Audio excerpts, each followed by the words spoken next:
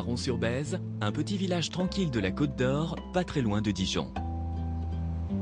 Ce qui se passe dans cette maison est une expérience assez rare. De nombreux animaux se préparent à aller travailler à l'hôpital. Ils y sont attendus par des enfants. À l'origine de cette initiative, Christine et son compagnon. Alors on va chercher Grisou. Ici il y a une quinzaine de lapins, mais il n'y en a que 3 qui font le programme à l'hôpital. Puisque c'est 3 lapins qui ont un suivi vétérinaire particulier et qui ont été choisis en fonction de leur comportement et de leurs aptitudes à être avec des enfants qui sont un peu fragiles. Donc l'idée c'est de l'attraper parce que on les fait vivre en semi-liberté pour qu'ils soient bien. Parce qu'au final ils vivent des choses qui ne sont pas toujours faciles. Donc on a pris le parti de les laisser en semi-liberté. Ils ont un enclos aussi à l'extérieur. Mais en échange de ça, il faut réussir à les attraper le matin. Allez, allez. Allez, allez, Grisou, je t'ai vu. Hihi. Voilà. Donc voilà Grisou.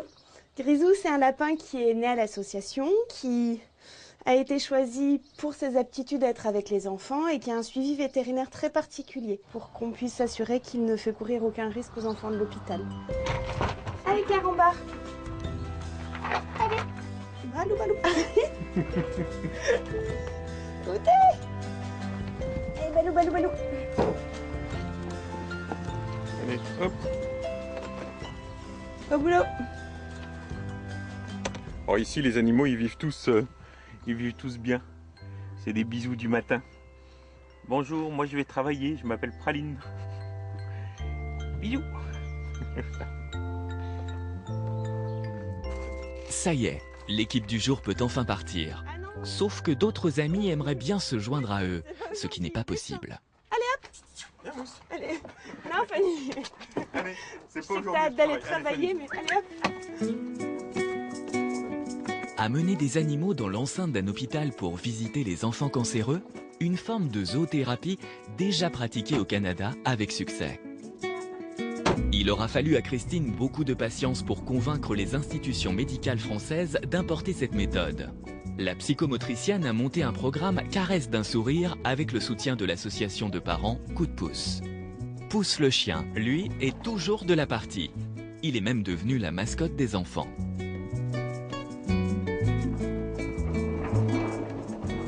Avant de commencer, un protocole sanitaire doit être suivi à la lettre. Par mesure d'hygiène, tous les meubles sont recouverts pour les protéger des poils des animaux.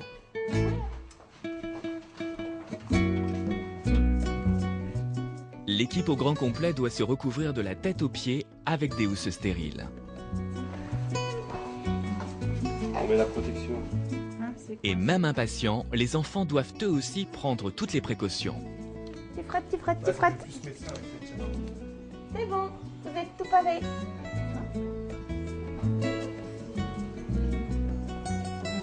On les sort ces animaux, les enfants? Ouais, c'est parti.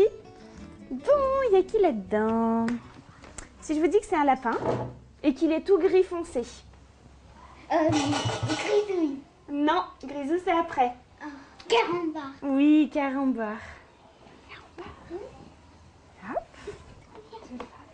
Lui il s'appelle comment? Balou. Balou, ok. Puis lui il s'appelle comment? Grisou. Ouais, il y a qui d'autre?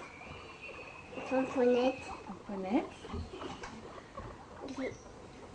Carambar. Ouais, moi j'ai rien dit, je souffle même pas. Cacao. Oui. Et là-bas? Praline. Les ateliers sont des ateliers ouverts. Les enfants peuvent venir 5 minutes, 1 heure, 2 heures. Ils peuvent donner à manger aux animaux, ils peuvent les brosser, ils peuvent les porter, les câliner. Et on fait attention aussi à ce qu'ils ne soient pas trop fatigués. Donc régulièrement, ils retournent un peu dans leur cage. Comme là en ce moment, il y a Pépette qui est dans la cage. Puis après, ils font des pauses, ils reviennent voir les enfants. Mais c'est pas pour toi. Le temps d'un échange, les petits malades oublient pourquoi ils sont à l'hôpital. Les animaux ont cet étrange pouvoir de les emmener dans un autre univers, loin de la chimiothérapie. Pour les enfants avec des traitements lourds comme Antoine, la visite de Christine et ses amis 2 fois par semaine leur apporte chaleur et réconfort. Oh bah c'est sûr qu'ici, les enfants, ils sourient, quoi. Et puis on passe un bon moment, les parents aussi, j'ai l'impression. Ça fait plaisir. Bon, des fois, il y a les frères et les sœurs qui viennent. Et puis, ça désamorce un petit peu l'angoisse. Ça favorise l'envie d'être en lien. Et puis, là, pour le coup, c'est les enfants qui sont les médecins des animaux, et plus l'inverse. Donc, on est un peu déguisés en docteur. Et puis, là, c'est nous qui les soignons. C'est nous qui nous occupons d'eux. Pendant 2 heures, les animaux passent de main en main de manière très naturelle. Aucun d'entre eux n'a jamais mordu, ni même montré des signes d'impatience. Ce sont d'ailleurs souvent eux qui choisissent leur compagnon de jeu. Tiens, regarde qui c'est. Oui, c'est Pépette.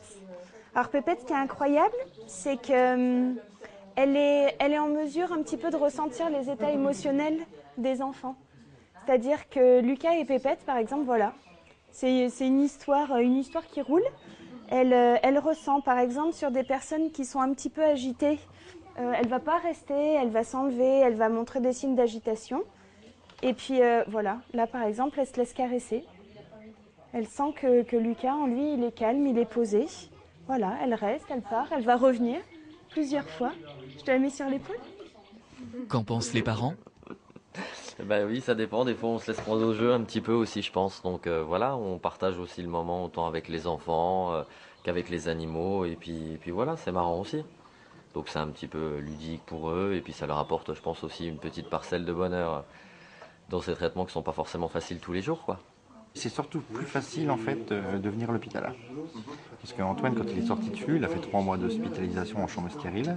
Et quand il a fallu revenir 3 jours après pour faire une piqûre, une prise de sang, un pansement, c'est très compliqué et on pleure avant de venir. Donc, il suffit de lui dire on va pas à l'hôpital, on va déjà voir les animaux. Et on sort des animaux, après on va faire un bilan et ça se passe très très bien. C'est très facile, on rigole. Même le chef de service se prend au jeu. La zoothérapie est une médiation pour un projet thérapeutique. Il ne suffit pas d'amener des animaux comme ça auprès des enfants puis de dire ça va leur faire du bien, poète en l'air.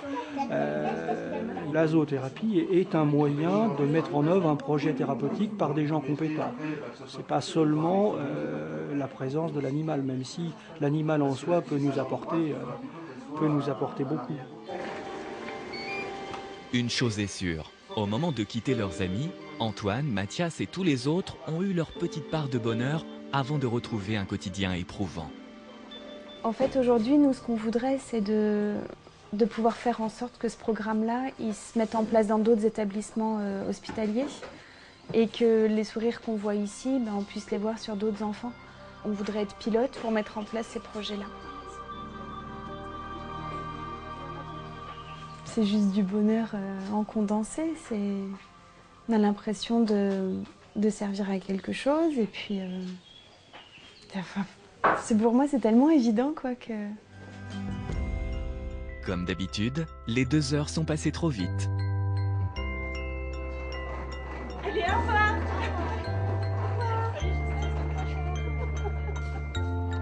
Mais promis, bientôt les enfants retrouveront le sourire quand les portes de l'ascenseur s'ouvriront à nouveau.